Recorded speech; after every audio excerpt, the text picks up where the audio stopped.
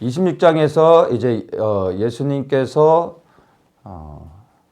제자들과 마지막 만찬을 나누시고 그 다음에 잡히십니다. 그리고 20절에 보면 이제 빌라도에게 신문을 받으시고 죽으십니다. 28장에 예수님의 부활로 이제 마태복음 28장까지 이제 모든 말씀이 맞춰지게 됩니다. 그래서 지금까지 우리가 봤던 마태복음의 메시지들의 대부분은 이제 예수님이 가르치신 내용들이었는데 이제는 예수님의 티칭은 더 이상 없습니다. 이제 십자가에 못 박히기 위해 예루살렘에 입성하셨고 이제 마지막 밤이 지나면 십자가에 못 박히게 되는 상황입니다. 그래서 예수님이 붙잡히시기 전에 이제 바로 직전의 상황, 제자들과 함께 만찬을 나누지만 그러나 이제 모든 상황들이 예수님을 잡으려고 하고 있는 그런 긴박한 상황으로 들어가고 있다는 것을 염두에 두고 우리가 마태복음 26장 오늘 이 본문을 보면 좋겠습니다. 그래서 죽이는 자, 파는 자, 그리고 살리는 자 이런 제목으로 세 부류의 사람들이 나오는데 이 세 부류의 사람들을 우리가 하나하나씩 살펴보면서 우리에게 주시는 말씀을 한번 보도록 하겠습니다. 2절에 보면 너희의 아는 바와 같이 이틀을 지나면 유월절이라 인자가 십자가에 못 박히기 위하여 팔리우리라. 예수님이 직접 이런 말씀을 하십니다. 유월절이 되면 이제 인자가 죽을 거다. 이 말씀을 하십니다. 근데 그 인자가 예수님이라는 것을 우리는 너무나 잘 알고 있습니다.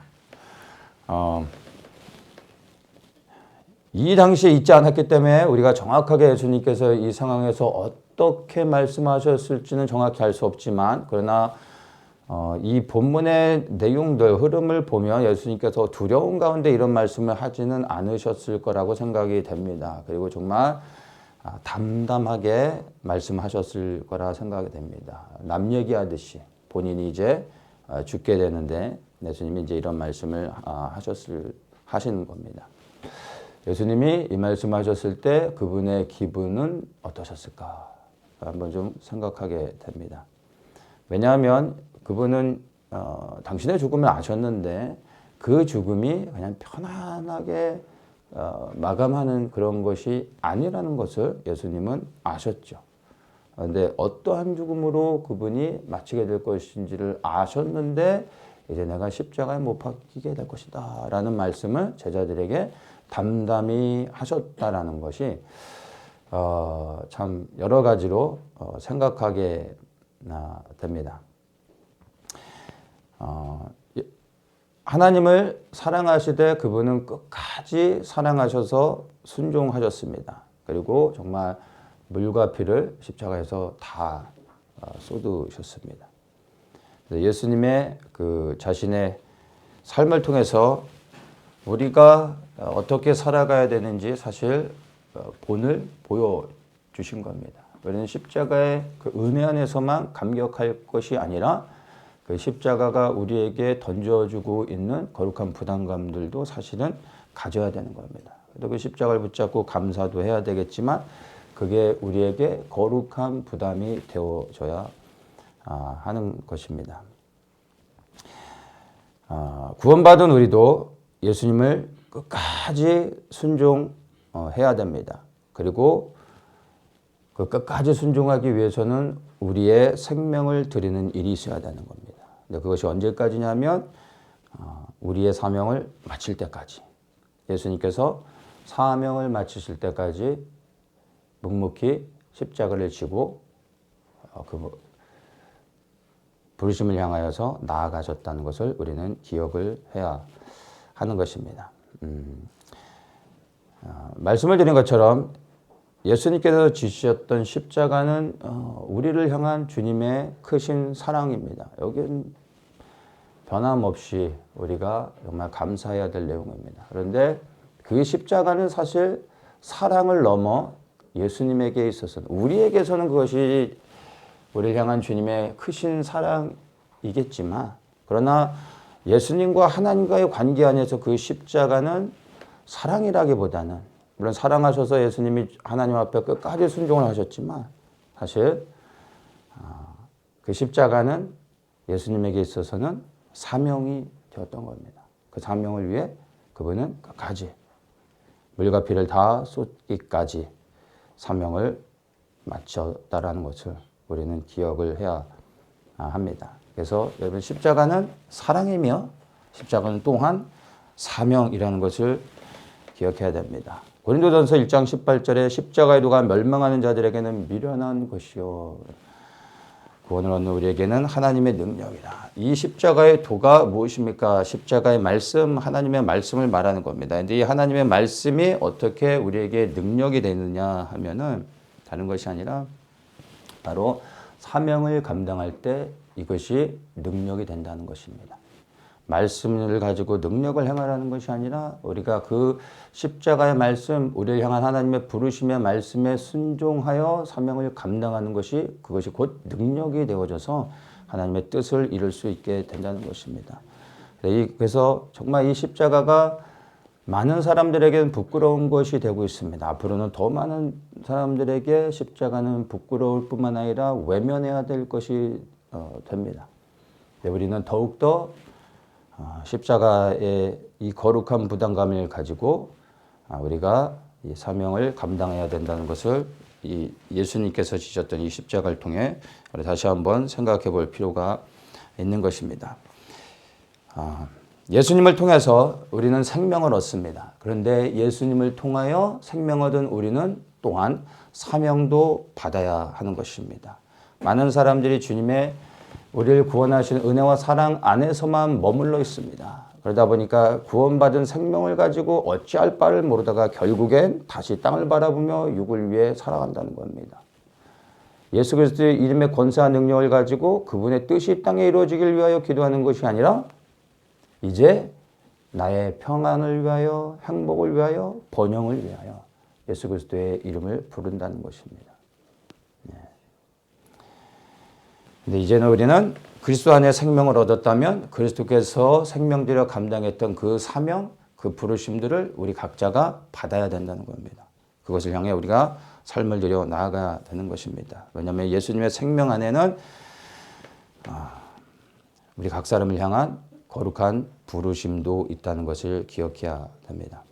그래서 부르심을 발견하고 각 사람을 향한 그 부르심에 순종하여 사명을 감당하는 것이 구원받은 우리 모든 그리스도인들에게 있어서 마땅한 주님을 향한 반응이 되어야 하는 것입니다.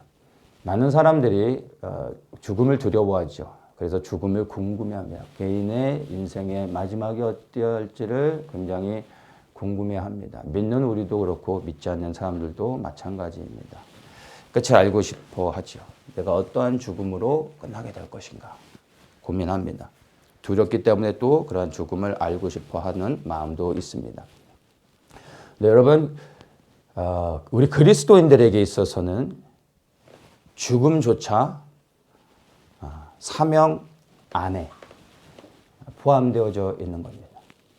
우리 개개인의 죽음이 그리스도께서 우리를 각 사람을 향한 그 부르심 안에서 각 사람의 죽음이 해석되어져야 된다는 것입니다.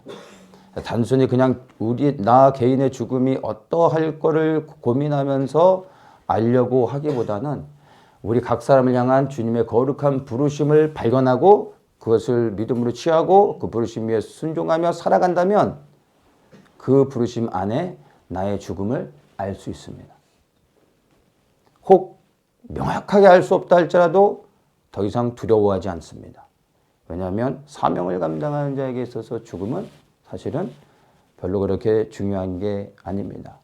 죽음이 끝이 아니라 죽음조차 사명의 일부분이기 때문에 그냥 부르심을 위하여 살아갈 뿐입니다. 예수님이 그렇게 가셨고 사도 바울도 그렇게 갔습니다.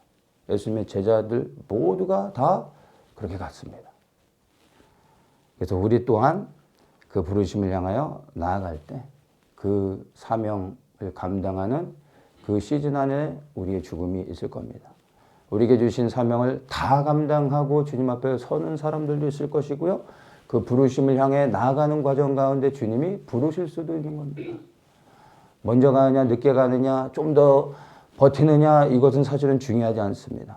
우리가 그 부르심의 사명 위에 서 있다면 그래야 주님이 언제든지 우리를 부르신다면 여러분 사명을 감당하다 주님이 부르실 때 가는 사람은 굳이 안 가려고 버틸 필요가 없는 겁니다. 영원한 생명을 얻는 것이 아닙니까? 우리가 이 땅에 살아가는 존재의 목적이 무엇입니까? 영원한 생명을 얻길 원치 않습니까? 그래야 우리가 오늘 이 시간에도 모여 함께 예배드리는 거 아닙니까? 그런데 주님이 우리를 부르셔서 영원한 생명의 면류관을 주기 원하시는데 굳이 마다하면서 여기서 더 하루라도 더 버티며 사명을 감당하려고 할 필요가 뭐가 있겠냐 하는 겁니다. 그러나 사명을 감당할 때까지 우리의 죽음조차도 우리의 모든 운명조차 예수님 앞에 드릴 수 있어야 되는 겁니다. 나의 원함이 아닌 주의 부르심의 사명에 순종하며 나아가야 할 것입니다. 그래서 우리는 사명을 감당하고 난 후에 주님 앞에 서서 영원한 생명을 얻을 것을 알고 있기 때문에, 아니 그것을 안다면 죽음이 두려운 게 아닙니다. 내 인생의 끝에 죽음이 어떠할지를 굳이 알려고 할 필요도 없습니다. 궁금하십니까, 여러분? 아직도? 저는 궁금하지 않습니다. 제가 궁금한 건 그 주의 부르심 가운데 내가 어디까지 주님의 그 부르심의 자리를 서야 되는가. 그게 저에게 있어서 질문이지, 내가 우리 가문에 장수하는 기록을 세울 수 있을까? 이런 것들은 별로 고민되지 않습니다. 저와 같은 동일한 마음으로 여러분이 각 사람을 향한 주님의 그 부르심 앞에 설 수 있기를 축복합니다. 정말 우리가 구원받았다면 이제 그 구원의 감격을 넘어서 이제 각 사람을 구원하셔서 이제 거룩한 부르심 가운데 새롭게 세우시는 주님의 그 영광스러운 부르심에 순종하고 기쁨으로 사명을 감당해야 될 것입니다. 그리고 끝까지 가는 겁니다. 예수님께서 끝까지 가셨던 것처럼 그 끝에 예수 그리스도께서 예비하신 영원한 생명이 있음을 여러분 믿으십시오. 눈을 열어 그것을 보시고 두려움 없이 나아가시길 축복합니다. 이제 세 부류의 사람들을 우리가 하나씩 한번 보도록 하겠습니다. 3절에 그때 대제사장들과 백성의 장로들이 가야바라 하는 대제사장의 아문에 모여 예수를 궤계로 잡아 죽이려고 의논하되, 첫 번째 부류의 사람들이 나옵니다. 죽이는 자들.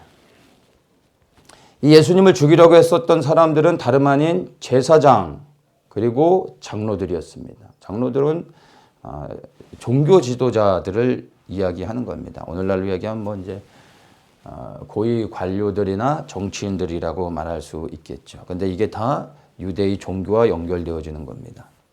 하나님을 가장 충성스럽게 섬기며 각 백성들을 가르치고 또 본을 보여야 되는 위치에 있는 사람들이죠. 그런데 예수님을 죽이려고 하는 자들이 누구입니까? 바로 하나님을 섬겨야 될 사람들, 가장 본을 보여야 될 사람들. 이들이 바로 하나님이신 예수님을 죽이려고 하고 있다는 것입니다. 놀랍지 않습니까? 어쩌다가 이렇게 되었을까요? 하나님을 믿는 믿음이 종교가 되어지는 순간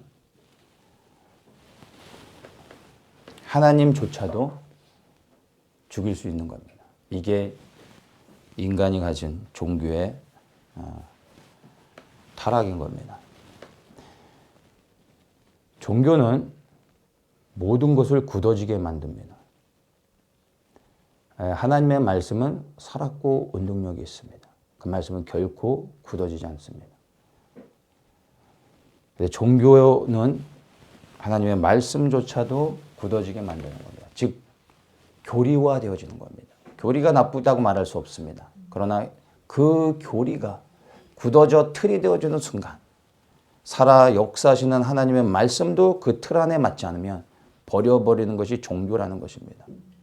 그래서 오늘날 기독교가 종교가 되어졌기에 사실은 많은 그리스도인들이라고 하는, 그리고 또 교회라고 하는 곳에서 사실은 예수님을 거부하고 그리고 교회 안에서 우상을 섬기는 일들이 너무나 많이 보게 됩니다.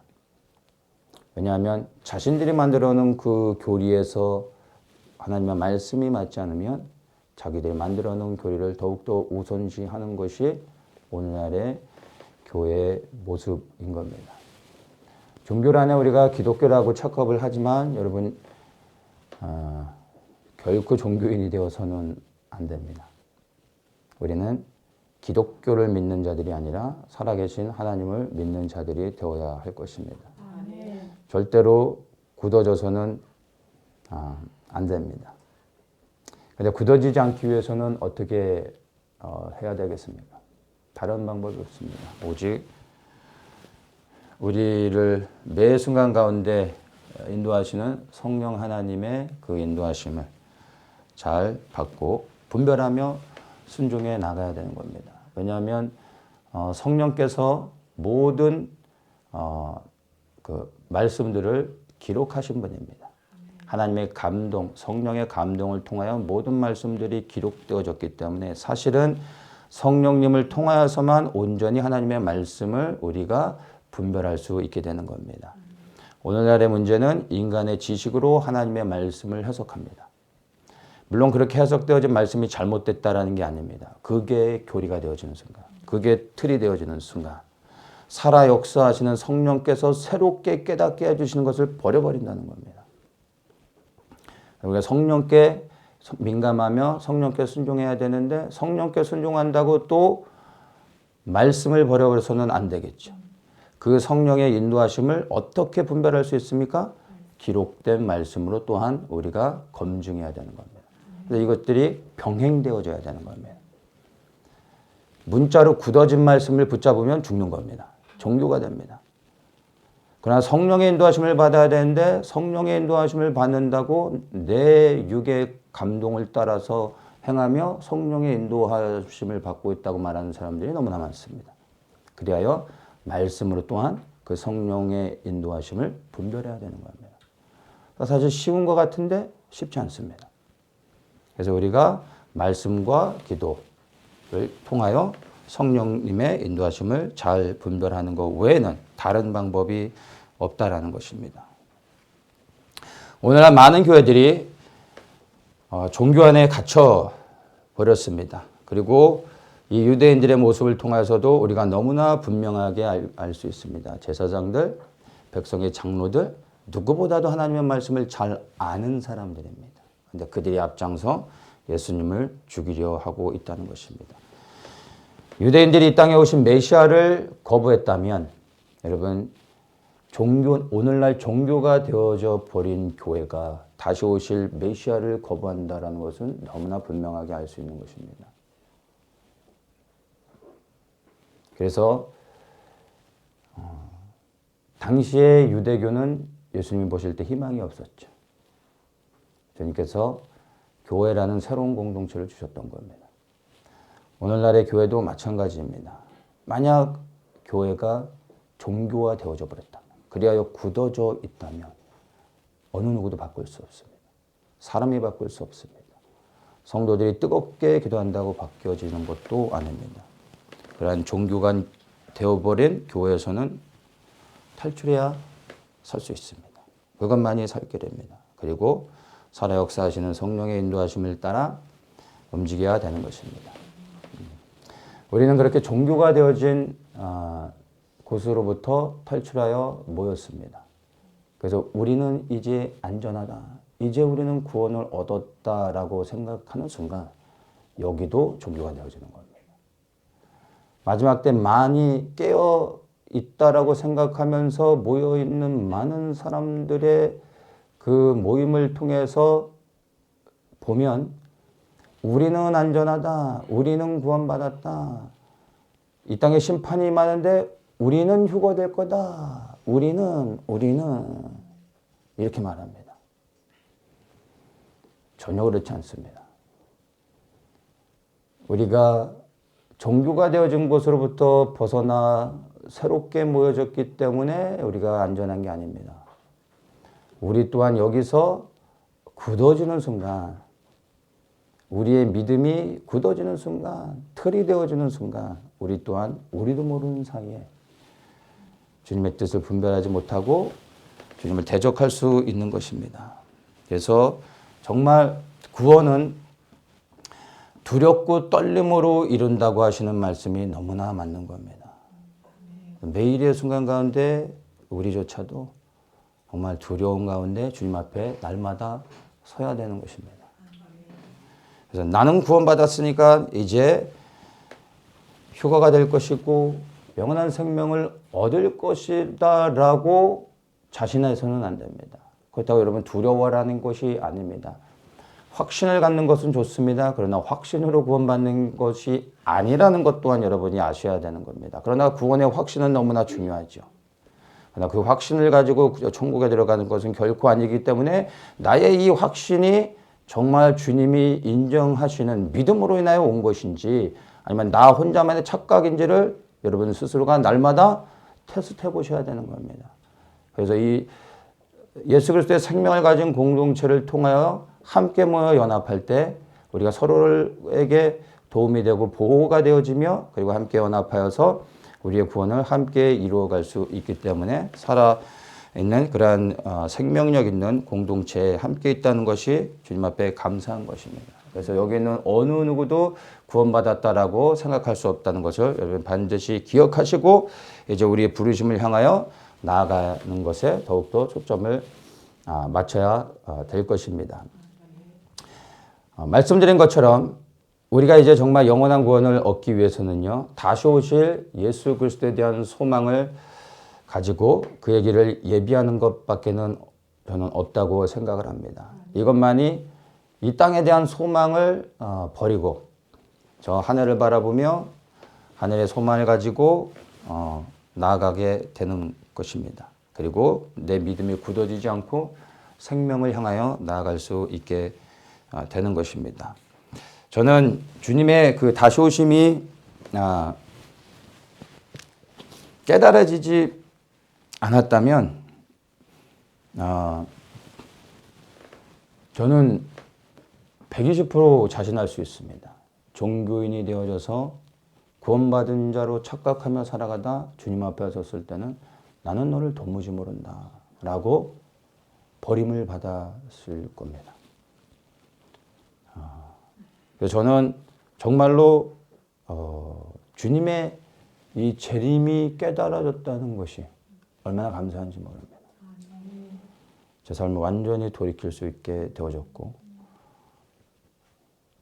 땅을 바라보는 내 안에 연약한 육체가 여전히 있지만 날마다 그 주님의 재림이 실제가 되어져서 소망하기에 다시 고개를 들어 하늘을 바라보며 땅의 것들을 내려놓게 하시는 그 은혜 가운데 감사할 수 있는 겁니다. 만약 그 주님의 재림이 믿어지지 않고 실제가 아니었다면 내가 이 땅 가운데서 어떻게 하늘을 바라보며 살아갈 수 있을까 생각하게 됩니다. 그래서 복음 중에 최고의 복음은 예수 그리스도께서 다시 오신다는 겁니다. 그분이 십자가에서 죽으신 이유가 그리고 죽으시고 부활하신 이유가 그리고 다시 승천하신 이유가 다시 오시기 위한 겁니다. 예수님이 직접 말씀하셨고 구약과 신약의 모든 말씀을 통하여 하나의 흐름 안에서 관통하고 있는 것이 메시아께서 이 땅에 오셔서 그분의 왕국을 하나님의 왕국을 예수 그리스도께서 이루신다는 겁니다. 이건 실제입니다. 그래서 우리는 그것을 소망하며 살아가야 됩니다. 더욱더 놀라운 것은 그 메시아의 왕국이 우리가 살아가는 이 시대에 이루어진다는 겁니다. 얼마나 대단한 시대에 우리가 살아가고 있는 겁니까? 가장 영광스러운 시대에 살아가고 있는 것입니다. 그래서 정말로 예수 그리스도에 대한 재림의 소망이 제게 이렇게 부어졌던 것처럼 사랑하는 성도님들 한 분 한 분에게 막 깊이 재림에 대한 소망이 부어지길 예수님의 이름으로 축원합니다. 아멘. 두 번째 부류의 사람들입니다. 14절 말씀을 보겠습니다. 그때 12 중에 하나인 가룟 유다라 하는 자가 대제사장들에게 가서 말하되 내가 예수를 너희에게 넘겨주리니 얼마나 주려느냐. 그들이 은 30을 달아주거늘 저가 그때부터 예수를 넘겨줄 기회를 찾더라. 두 번째 이제 부류의 사람이 나오죠. 바로 가룟 유다, 예수님을 팔았던 자가 이제 등장을 하게 됩니다. 메시아를 열렬하게 환영해야 될 사람들은 예수님을 죽이려고 했습니다. 그리고 예수님을 누구보다도 앞장서서 섬겨야 될 사람은 메시아를 지금 팔려고 하고 있다는 겁니다. 예수님을 배반한 가룟 유다를 우리가 비난하지 않았으면 좋겠습니다. 우리는 그를 비난할 자격이 없습니다. 다만 그를 통하여 우리가 곰곰이 생각하며 나 자신에게 이 말씀을 비춰보는 게 지혜입니다. 그가 어떠다가 그렇게 되었을까? 예수님이 기도하며 한 사람 한 사람을 세운 가운데 가룟 유다도 뽑혔는데 그가 어쩌다가 제사장이나 장로들은 그렇다 치고 예수님을 따르던 수많은 무리 가운데 예수님을 파는 사람들이 있었다면 이해할 수 있겠지만 12제자 가운데 한 사람이 어떻게 예수님을 팔 수 있었을까? 어떤 사람들은 하나님의 뜻을 이루기 위하여 가룟 유다로 하여금 예수님을 팔게 하였다라고 말하는 사람들도 있습니다. 즉 가룟 유다가 예수님을 팔았던 것은 자신의 의지가 아니라 하나님께서 일부러 그에게 악한 마음을 주셔서 예수님이 십자가를 지셔야 되기 때문에 쉽게 얘기하면 악역을 맡게 하셔서 가룟 유다가 어쩔 수 없이 그를 예수님을 팔게 하셨던 것처럼 말하기도 합니다. 그런데 하나님의 성품을 잘 모르는 사람들이 하는 이야기입니다. 만약 이것이 사실이라면 우리가 믿는 하나님은 악한 하나님이십니다. 악을 가지고 있는 하나님이라는 겁니다. 그 악한 하나님이 갑자기 뚜껑이 열려져 버리면 여기 있는 누군가를 하여금 가룟 유다가 되게 하실 수 있다는 겁니다. 일평생을 정말 신실하게 예수님을 섬기며 살아왔는데 오늘 하나님이 화가 나신 거예요. 누군가가 마음에 안 든 거예요. 그래야 또다시 가룟 유다가 되게 하셨다는 겁니다. 말이 됩니까? 그런 하나님이라면 우리가 믿을 이유가 없는 겁니다. 하나님은 선하신 분입니다. 하나님은 자신의 뜻을 이루기 위해서 악을 행하시는 분이 아니십니다. 악을 사용하여서라도 선을 이루실 수 있는 분이십니다. 그게 우리가 믿는 하나님이시라는 겁니다. 사단은 예수님을 죽이면 모든 것이 끝나고 자기가 이길 줄 알았던 겁니다. 하나님께서 그 사단의 악한 계획을 허락하신 겁니다. 허용하신 겁니다. 계획하신 게 아닙니다. 그런데 예수님이 죽으셨지만 사단이 이긴 줄 알았는데 예수님은 그 악을 사용하여 예수님을 부활케 하심으로 그리스도의 죽음을 통하여 우리의 죄를 사해 주셨어요. 모든 흉악의 결박을 끊으셨고 다시 살리심으로 사망의 권세를 짓밟으신 겁니다. 그리하여 우리가 이제 그리스도를 통하여 담대해질 수 있는 겁니다. 십자가의 피가 죄를 사하지만 사망의 권세를 꺾지 못한다면 십자가의 능력으로 주님 앞에 설 수 없는 겁니다. 사망이 이 세상의 왕인 겁니다. 십자가의 피가 우리를 사망의 권세에서 건지는 게 아닙니다. 부활의 능력이 우리를 사망의 권세에서 건지는 겁니다. 사단의 그 악한 계획을 사용하셔서 하나님의 선하심을 이루셨다는 거예요. 놀랍지 않습니까? 그런 하나님이십니다. 선하신 하나님이시고 위대하신 하나님이신 겁니다. 우리는 그런 하나님을 믿는다는 것을 여러분 기억하십시오. 다시 이야기합니다. 하나님은 자신의 뜻을 이루기 위하여 악을 행하시는 분이 아니라 악을 사용하서라도 선을 이루어 가시는 하나님이심을 기억하십시오. 주님께서 제자들을 부르실 때 기도하며 선택했다는 것을 우리가 너무나 잘 압니다. 유다도 예수님이 기도하며 선택했던 한 사람이고 그가 주님 앞에 주님이 믿을 만한 신실한 사람이었습니다. 그리하여 그에게 재정도 맡길 수 있었던 것입니다. 처음에 그는 주님 앞에 정말 신실한 제자로서 정성스럽게 사명을 감당했습니다. 언제까지요? 예수님이 십자가에 못 박히시기 전까지는. 마지막 순간에 거의 끝까지 다 왔는데 마지막 순간에 그가 주님을 배신하게 됩니다. 마음이 변해 예수님보다 돈을 더 사랑하게 되었던 것입니다. 처음에는 그러지 않았을 텐데. 예수님을 따랐던 제자들의 특징을 보면 모든 것을 버리고 예수님을 따랐습니다. 그 당시에 예수님을 따를 때 모든 것을 버리지 않고는 제자가 될 수 없었습니다. 가룟 유다도 모든 것을 버리고 예수님을 따랐던 자입니다. 그런데 마지막에는 어떻게 됩니까? 차라리 나지 아니하면 좋을 뻔하였다 라는 말을 듣는 사람이 되어져 버린 겁니다. 그리고 주님이 말씀하시죠. 인자를 파는 그 사람에게는 화가 있으리로다. 얼마나 두려운 말씀입니까? 믿음에서 떠나 배도하면 여러분 심판을 받고 영원한 불못에 들어가게 되어지는 겁니다. 그리고 거기서는 다시 나올 수 없다는 것입니다. 차라리 태어나지 않았으면 좋을 뻔한 사람이 되어지는 것입니다. 근데 이것이 우리에게 불편한 그러나 진실이 되어지는 겁니다. 마지막 때 예수님을 충성스럽게 따르다가 그 마지막 끝 순간에 믿음에서 떠나 배도하고 예수님을 부인하는 사람들이 많이 있게 될 겁니다.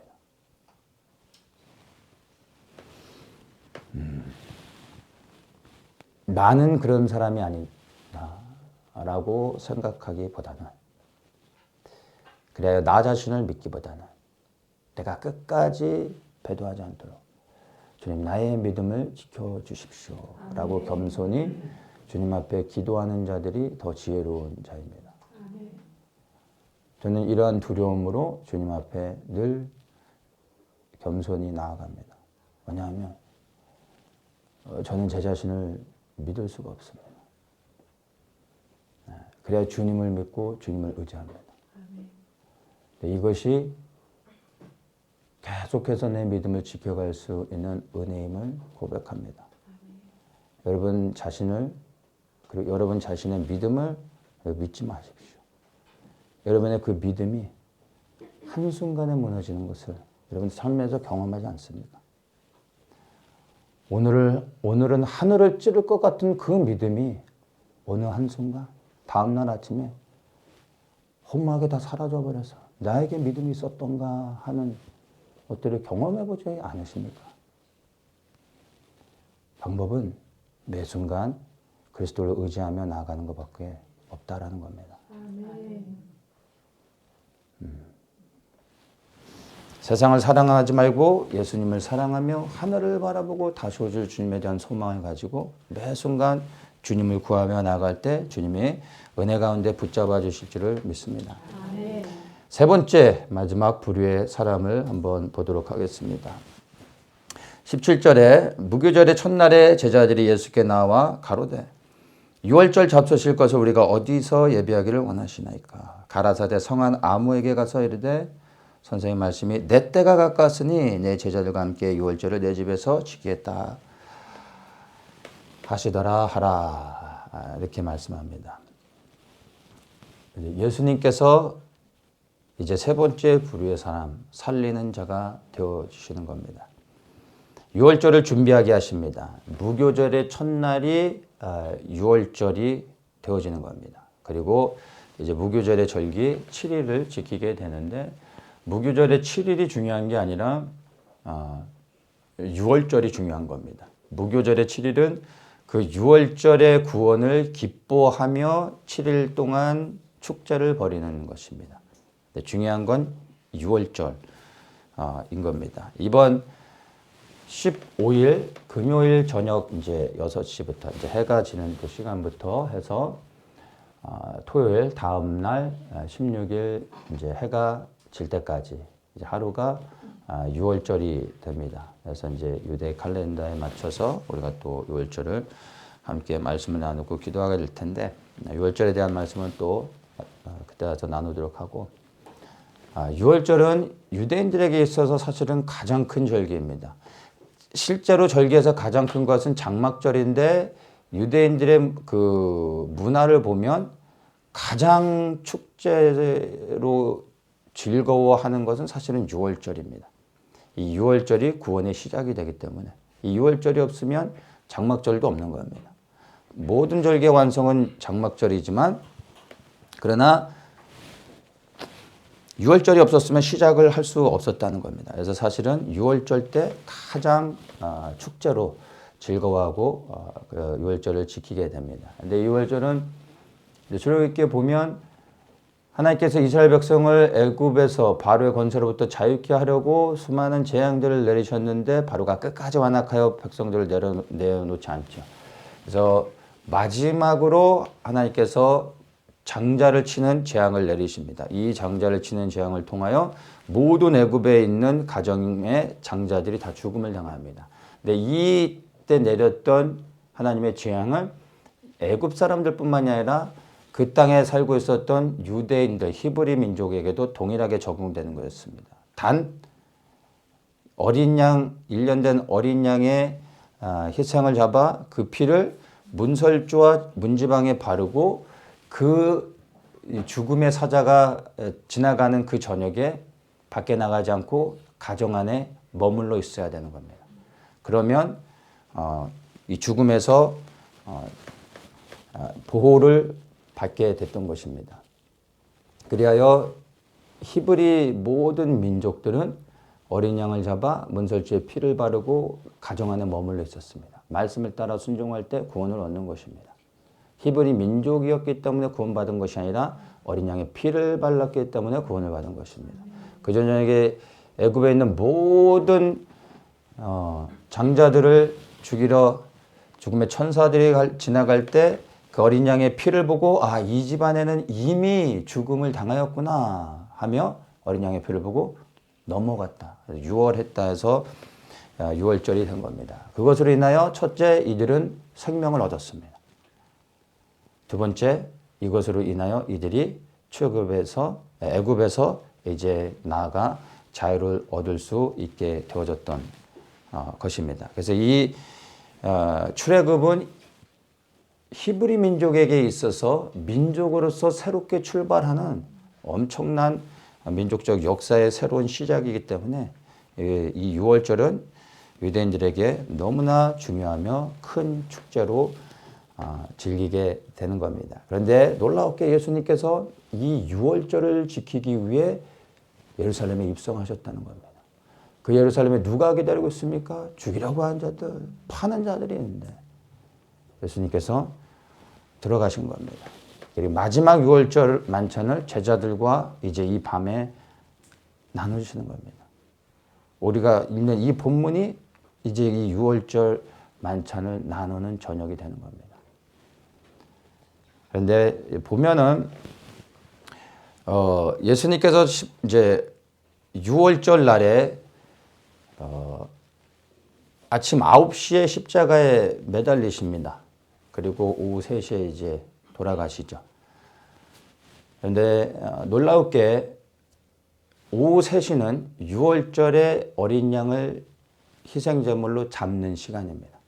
아무 때나 잡는 것이 아니라 정해진 시간에 잡아야 되고 6시가 되기 전에 모든 희생제사를 마쳐야 됩니다. 왜냐하면 저녁 6시가 되어지면 다음 날이 되어지는 겁니다.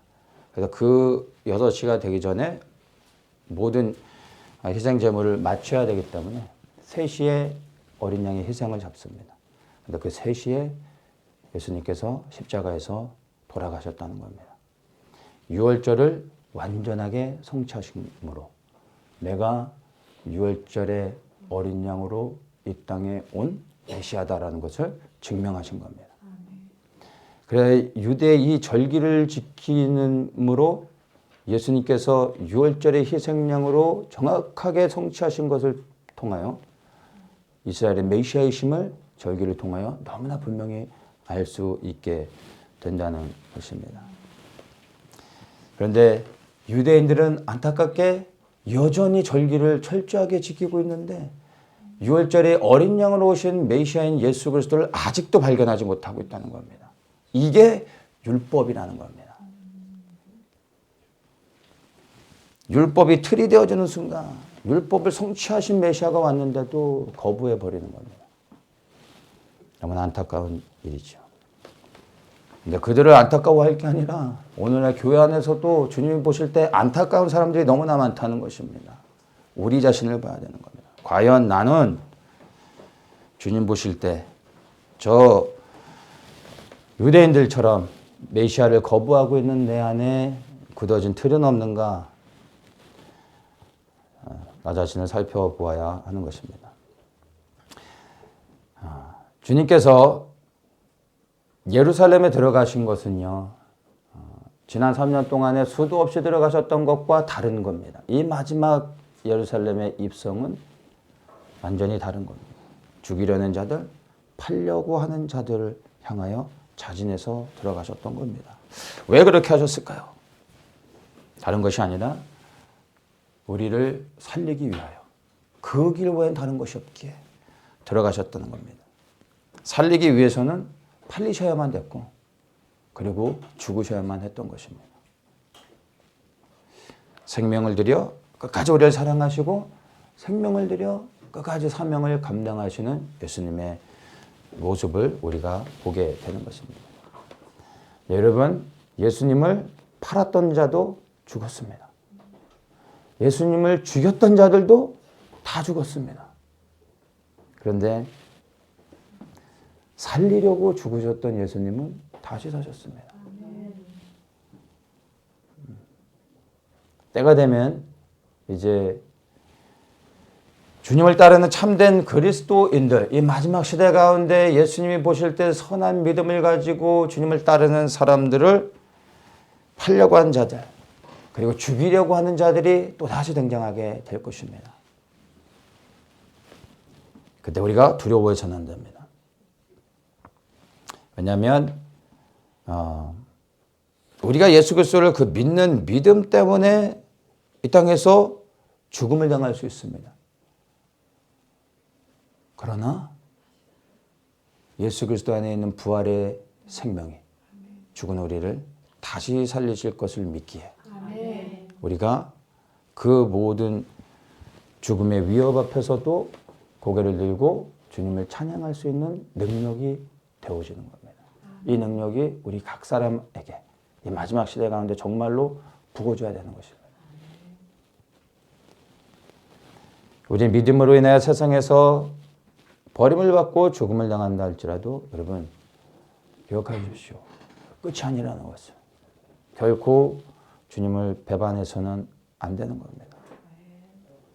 살기 위해서 배반하는 것이 아니라 살기 위해서 끝까지 주님을 향한 믿음을 고백해야 되는 것입니다.